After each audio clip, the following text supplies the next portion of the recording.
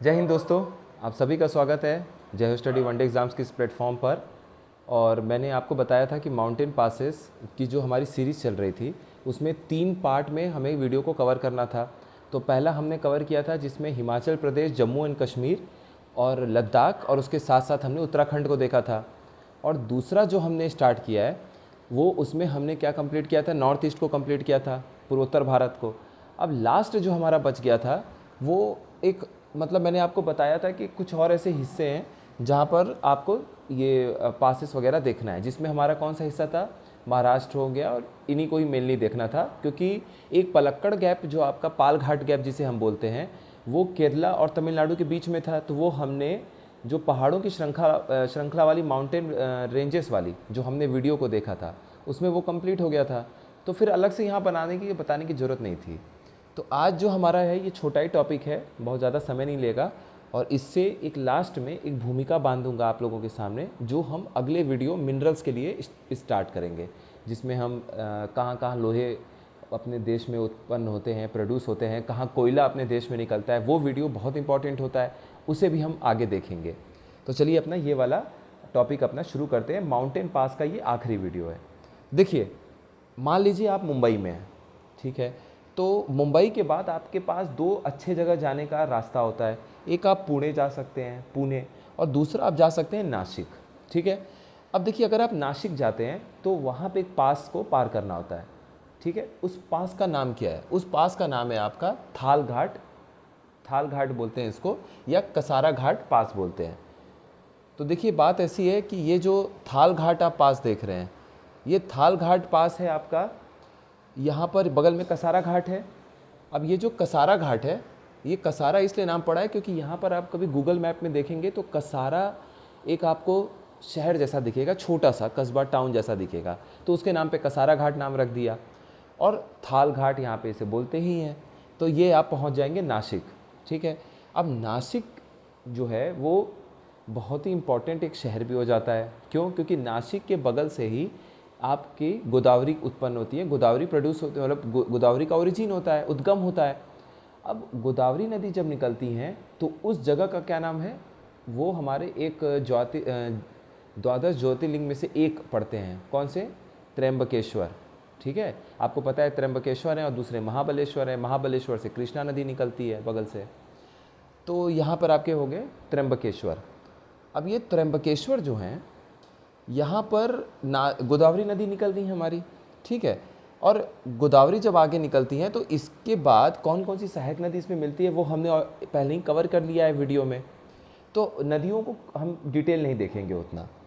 अब हम देखते हैं कि अगर हम मुंबई से नासिक न जाके मुंबई से पुणे आ जाते हैं तो कौन सा पास पार करना पड़ेगा हमें। तो देखिए, हमें कौन सा पास पार करना पड़ेगा, हमें पार करना पड़ेगा बोर घाट। तो कसारा घाट या फिर आपका थाल घाट, ये आप कब पार करेंगे? जब आप मुंबई से नासिक जाएंगे।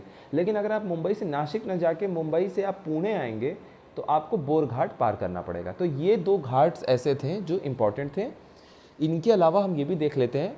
अब महाराष्ट्र में एक आपको देखने को मिलेगा संजय गांधी नेशनल पार्क या संजय गांधी राष्ट्रीय उद्यान। संजय गांधी राष्ट्रीय उद्यान आपके मुंबई में है। कभी भी आप मुंबई को जब देखेंगे तो आपके मुंबई शहर जो है वो कई सारे द्वीप में बसा हुआ है, आइलैंड पे बसा हुआ है। तो उसमें उत्तर वाला हिस्सा जब आप देखेंगे, जैसे यहाँ पे आप मान लीजिए गेटवे ऑफ इंडिया आपका बना हुआ है, ठीक है।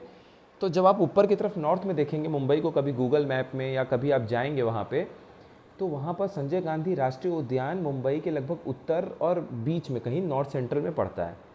उसी के बगल में आपका थाने है और उसी के बगल में आपका ये वसई वगैरह आपका है, ठीक है। अंधेरी है, ये अंधेरी नीचे इधर कहीं पड़ जाता है और इधर आपका थाने वाला एरिया है। तो इतना जानने की ज़रूरत नहीं है, बस इतना है कि संजय गांधी राष्ट्रीय उद्यान या संजय गांधी नेशनल पार्क कहाँ पर है, तो मुंबई में है।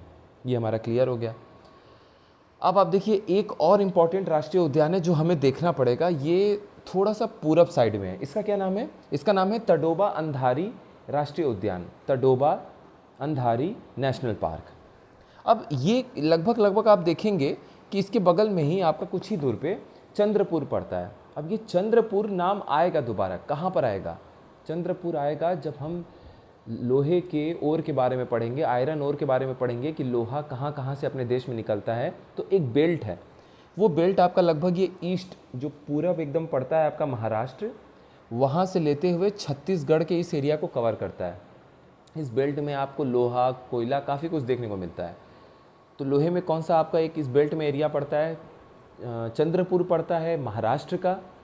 उसके बाद बैलाडीला माइन, आपको याद होगा जब हमने पीछे कवर किया था एक वीडियो में बैलाडीला के बारे में, तो आप लोगों में से कुछ अच्छे कैंडिडेट्स ने ये भी जवाब दिया था कि बैलाडीला जो है वो लार्जेस्ट मैकेनाइज्ड माइन है।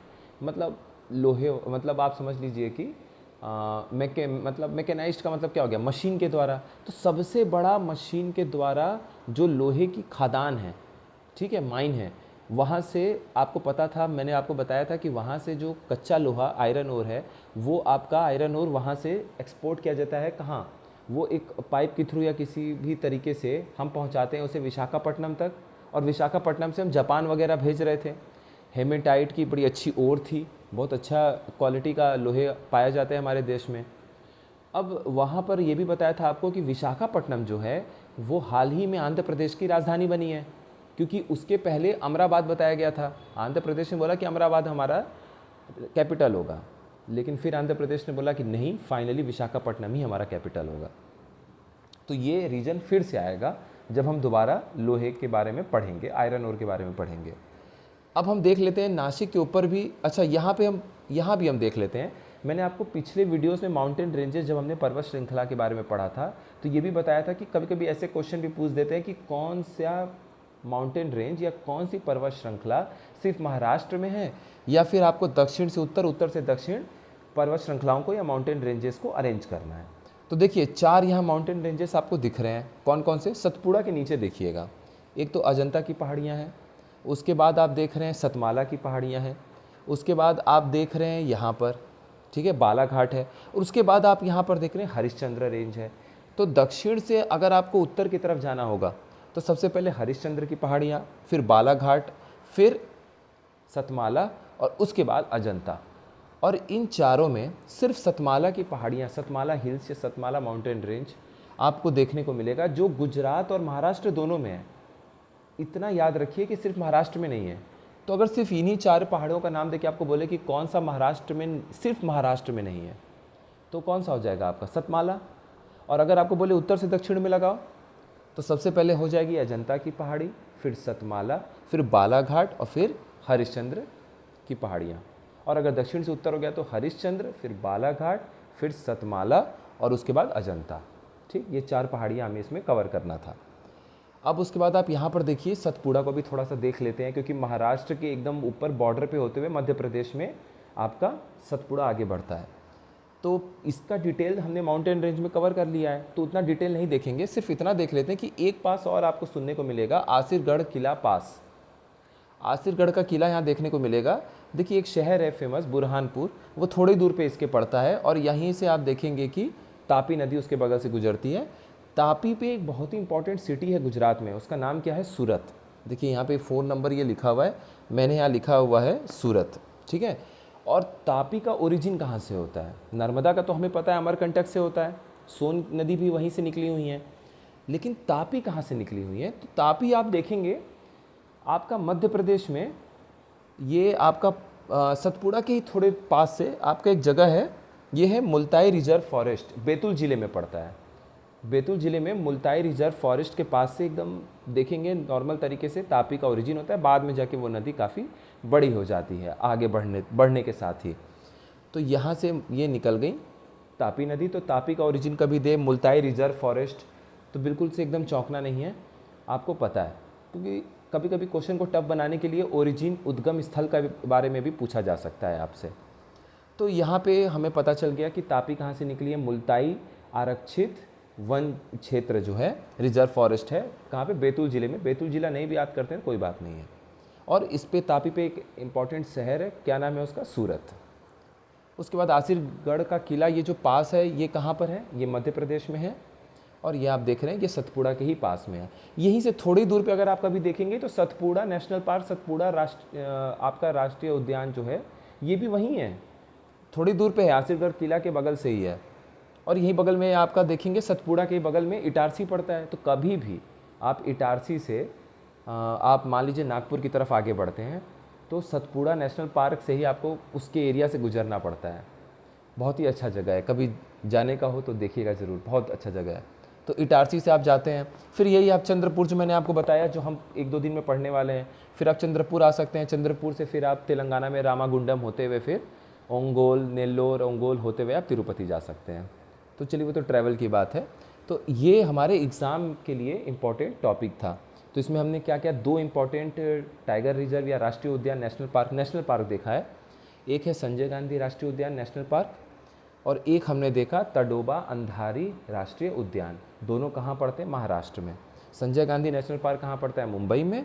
और ये आपका सिर्फ इतना पूछ देगा तडोबा अंधारी नेशनल पार्क या तडोबा अंधारी राष्ट्रीय उद्यान का नाम देकर कि कौन से राज्य में पड़ता है। बस सिर्फ इतना भी याद रखेंगे तो आपका काम हो जाएगा कि महाराष्ट्र में पड़ता है।